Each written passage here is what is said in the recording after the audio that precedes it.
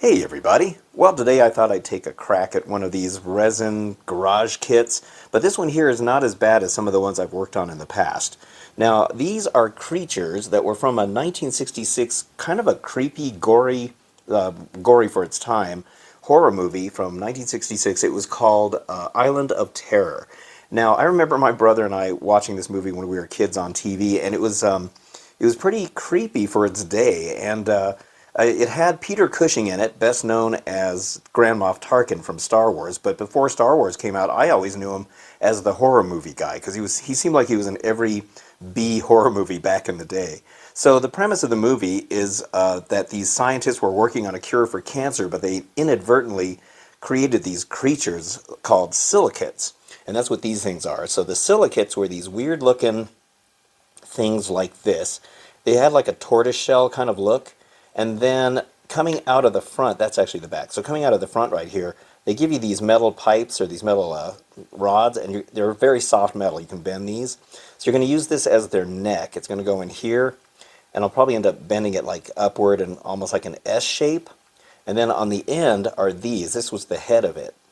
So there's 4 of these on here. I'm going to have to do a lot of cleanup work on here, but they do have the holes, so you'll be able to put this in here. I think this is probably the top right here. So it looks kind of like this. Okay, just imagine this piece in kind of an S shape or maybe curved like this. And then this is the head of it. So there were these weird looking creatures in this movie, and what it was is these creatures would eat the bones out of people and animals. It was pretty crazy, and they made these weird noises. I remember the sound effects was really kind of creepy. Whenever they were approaching, you could hear this weird noise. And then this piece is really neat. They would actually split in half. You'd see them split in half, and like down the middle here, you can see this stuff is oozing out right here. It looked like chicken noodle soup. I'm not kidding you. If you look at the movie, it has this weird kind of milky looking liquid in the middle, and coming out of here were they look like long noodles. You can kind of see them right here. I remember I could not eat chicken noodle soup for months after seeing that movie. You got to see it. It's definitely a product of its time, being as it is from 1966, but it was actually pretty gory for its day. So it would suck the bones out of people, and then they went up to go look at the people. They push on their skin, and it was just hollow inside. They didn't have any bones, and they found like a horse like that too. And then one guy gets his hand cut off at one point. I mean, it was pretty gruesome, and they would show all of that stuff on TV. But I did see. Okay, so I remember this movie stuck with me for a long time, and I always thought, I wonder what the name of that movie was that had these creepy looking creatures. And finally, I was watching Svengoolie on MeTV, and you know how Svengoolie plays those old movies from back in the day, and he played it. I couldn't believe it. I'm like, this is that movie. This is the movie that's got those creepy creatures, and it was called Island of Terror. And I was so happy, and I was like, well, I finally got the title of it. So I bought it on Blu-ray, and I rewatched it. Haven't seen it in a long time. So another thing that's cool about this model is it comes with this. It comes with the dead body. That was pretty cool. See how his head is sunken in like that? That's how it was in the movie. Since he didn't have any skull and the bones were gone, their body, their flesh was just kind of like saggy and loose, and they kind of took a stick and pushed it in there and stuff. It was pretty weird. So this is pretty rough. I'm going to have to do some cleanup on it, but you can see this part is really super, super thin right here. I'm going to have to be very careful with this, not to break it, and I know I'm going to break it. I already know that's going to happen, but that's kind of cool that it comes with it. I would say the silicates in relation to the scale is they're probably pretty close, because there's a scene where one of these is in a tree and it jumps down on this guy right on his chest, and he's like, ah, because he's getting attacked by it. And it's probably a little bit bigger than this when it lands on him. I think maybe these could have been maybe that much longer, like down to about right here. So, but it's still cool. I'm just happy to have this kit, because they never made an official kit of these. So these should be pretty fun to build. There's not going to be much in the way of paint. These creatures were pretty bland in color. I think they were overall kind of a dark gray, maybe a little bit of dark green kind of here and there on it. And then as for the neck and this head, it was kind of like a brown color with maybe a little bit of green on it too. So I'll have to see what I can do with the paint on it. Not going to be much color-wise. Not sure how I'll paint this.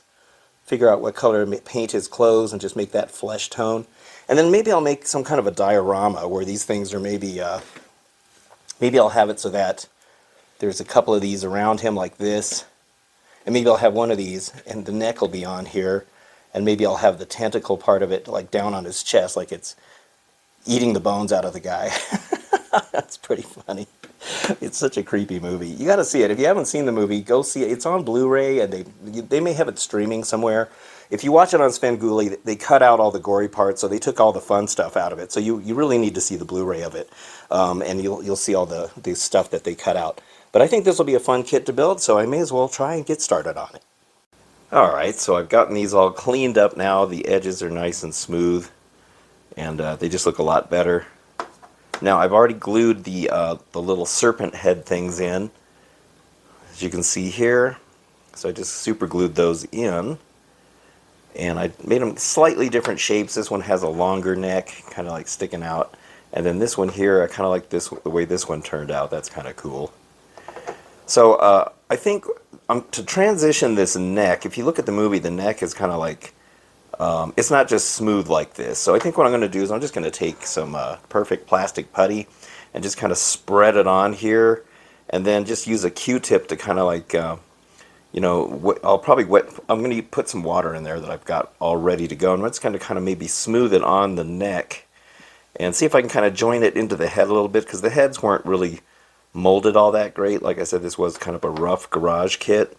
So hopefully I can do that and just kind of make it look a little more, it's so hard to focus, make it look a little more like it's supposed to. So I'm just going to have these guys like around this poor hapless victim like this. And I'm trying to find, I think what I'm going to do is I'm just going to take probably a piece of foam board or something and cut it into maybe a rectangle shape to accommodate all of these things. And then I'm trying to find some, I have these little bricks, they're like ceramic bricks. And there's a scene in the movie where I think it was in the lab, and there's like a brick wall behind them, and it was probably a tile floor or something like that. I'm just going to make the whole thing like brick, just as a very simple, very basic diorama, but just something to put them on so that they're not just loose like this. They probably should have something, you know, just to have them look like they're sitting on some kind of a background. And I think that's all I'm going to really do. But, so anyway, I think we'll get started on trying to get those necks to look a little better, and then maybe get started on the painting as well. Okay, so actually that perfect plastic putty worked pretty good. So if you look at the movie, these silicates necks aren't smooth, and the putty worked perfect for adding texture to this. See, it doesn't have to be perfect. They can be rough looking like that, because that's how their necks looked. They had more of like a rings, like little maybe rings going around them, but it would be hard to sculpt that in because this stuff dries pretty quick. It does add a little bit of rings to it, as you can see here. I started to use a Q-tip to put this on, but I ended up just sculpting it with my hand and just kind of smushing it on there. And if I can get this darn thing to focus. But yeah, see, it actually blends into the head a little bit better now, so there's not that jagged edge or that rough edge that goes up to it. So yeah, and now if this crumbles, you know, the only thing about perfect plastic putty is it can be kind of crumbly, and it was hard to get it to stick to the metal at first, but once you squeeze it on there, it kind of stayed on. If this ends up flaking off, then what I'll do is I'll go to the hobby shop and see if I can get some epoxy sculpt and maybe use that instead, but I think this will work. And I think once I paint it, it'll lock it in there. So I'm going to let these dry for, I'm just going to let them dry overnight, I think. That way they're good and dry and solid, and then maybe I can start painting on these things tomorrow. So yeah, that worked out pretty good.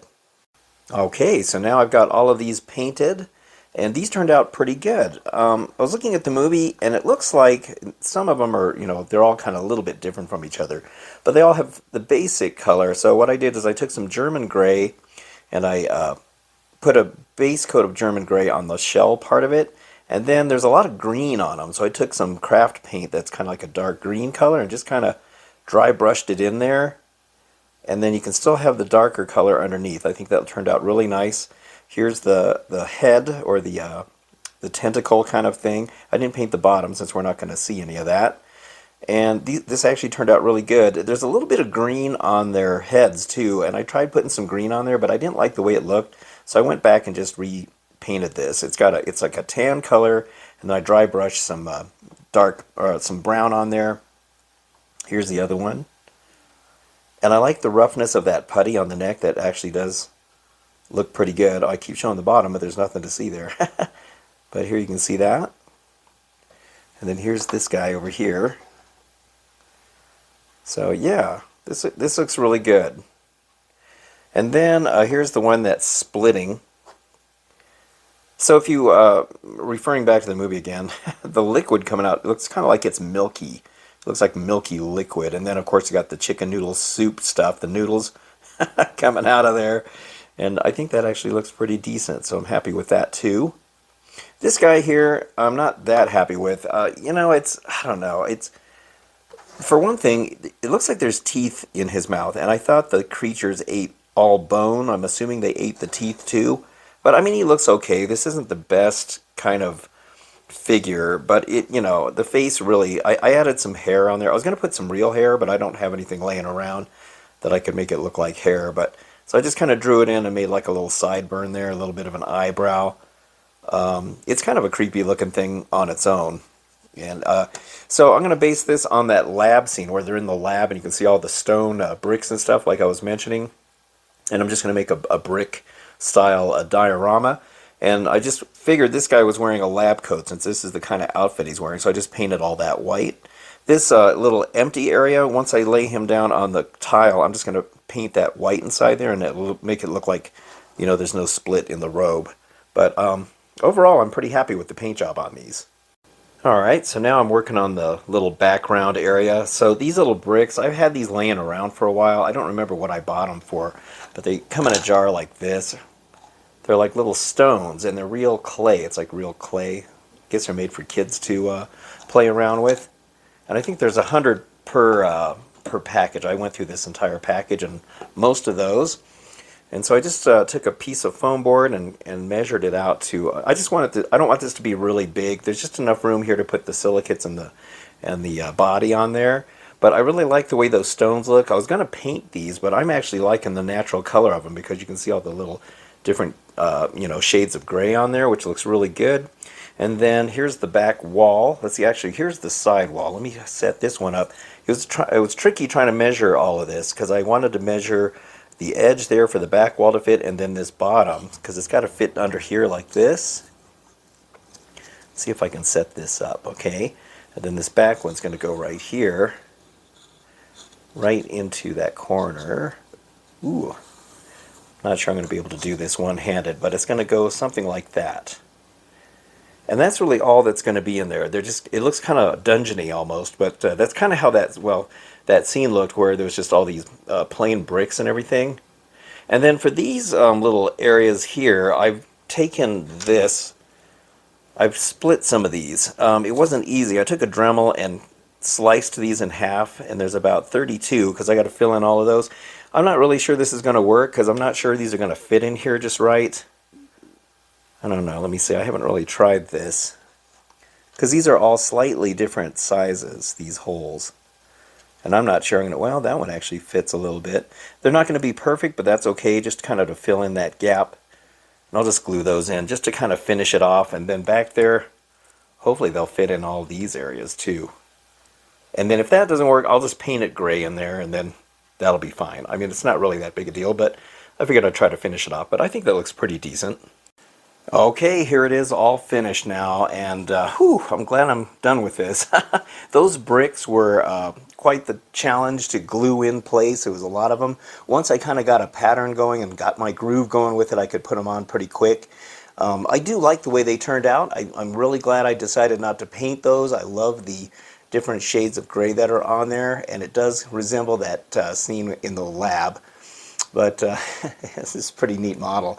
I'm really glad I found this. I just happened to be looking on eBay and there was somebody selling this kit. And I don't know how many of these have been around. I looked online and there was a couple of, well, at least one other one that looked similar to this but slightly different. I don't think it came with the body. It was just a different version of it. It looks slightly different. But of course, you know, people paint them differently as well. But I think it turned out pretty good. It looks very much like the scene in the movie where, well, you never actually saw them over the body like this. you just saw the body. The two guys, the two doctors would come in and find them. And the first time they show one of the faces, it's kind of creepy. And like I mentioned, my brother and I first saw that movie when we were kids, and we were like, ew, you know, because we couldn't believe they were showing these shriveled up bodies. And then the one that splits and turns into, like, you know, chicken noodle soup is pretty wild and creepy. The sound effects they used for these guys was really neat. It was like a really cool, I don't know, it was like an electronic sound effect. If you decide to watch this movie, keep in mind that it is from 1967, so, you know, movies back then were a lot more slower paced. I mean, there's one segment where they show Peter Cushing, and I can't remember the name of the other guy that played the doctor in there, but they spend probably a good 2 to 3 minutes showing them getting into these environmental suits, and, you know, that would never fly today. Everybody, you know, has to have like instant, you know, action all the time and stuff. But it's just kind of funny, you know, movies were slower paced back then. But when they start showing the creatures, that's what's the cool part of it. It has a really fun twist ending at the end of it, and I'm not going to spoil it for you in case you decide to watch it. But anyway, I did finally get those those littler pieces of bricks on there. And even though they look a little rough, I'm fine with that because it kind of makes it look like, you know, the end of the diorama. Same with this over here. I did paint the edges of the foam board with that dark gray just to kind of make it have more of a finished look, because it looked kind of weird having a white border around there. And I did that all the way around the top too. So I'm glad those, I mean, it was a pain to cut those little things in half with a Dremel. It made quite a mess. This stone material, it makes your fingers, you know, it leaves a really dark dust all over them, and it's just kind of a mess. And then if you're cutting these, it even is more messy. But somehow I managed to get it done. On the back, I really didn't do much. I did paint this a light gray just to kind of make it look a little better. It's actually so light, it almost looks like the white of the foam board. I forgot to paint that edge, but that's okay. Nobody's going to look at the back anyway. But, you know, I just kind of wanted to do some kind of finishing work on the back. But yeah, this is a really neat movie. You know, I will insert some little snippets or little screen grabs from the movie, and you can kind of see what the creatures actually look like, and also what the one that's splitting looks like as well.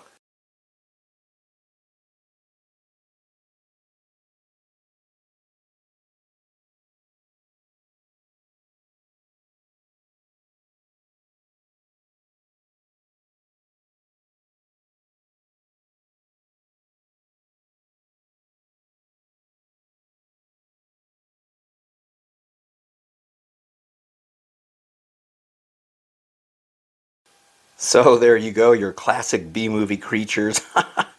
Peter Cushing, you know, before I saw him in Star Wars as Grand Moff Tarkin, I always knew him as the horror movie guy. He was in a lot of B-movie horror movies back in the day, and you know, being such a great actor as he was, and then I think this movie was a British movie, and then by the time it came to the US, I don't know if it had the same title or not. It's called Island of Terror. So Island of Terror is the name of it. It is available on Blu-ray. There's a commentary by a film historian or something like that.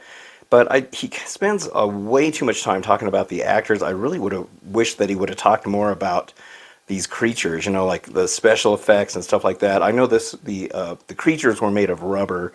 And I think he mentions the same thing about when this splits. A lot of people said they couldn't eat chicken noodle soup for several months afterwards.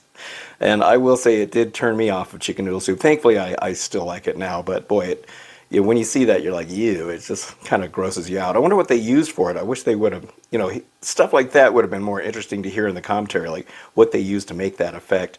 And then they said that in the scene where all of these are out in the pasture, they had quite the network of wires to work their little tentacles on there, and then to drag them along the ground so it looks like they're moving.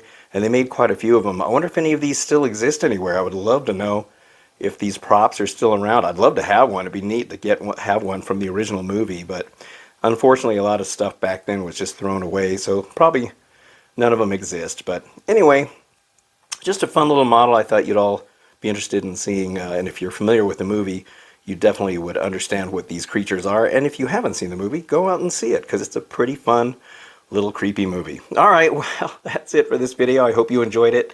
And if you did, don't forget to hit the like and subscribe buttons. I'd very much appreciate it.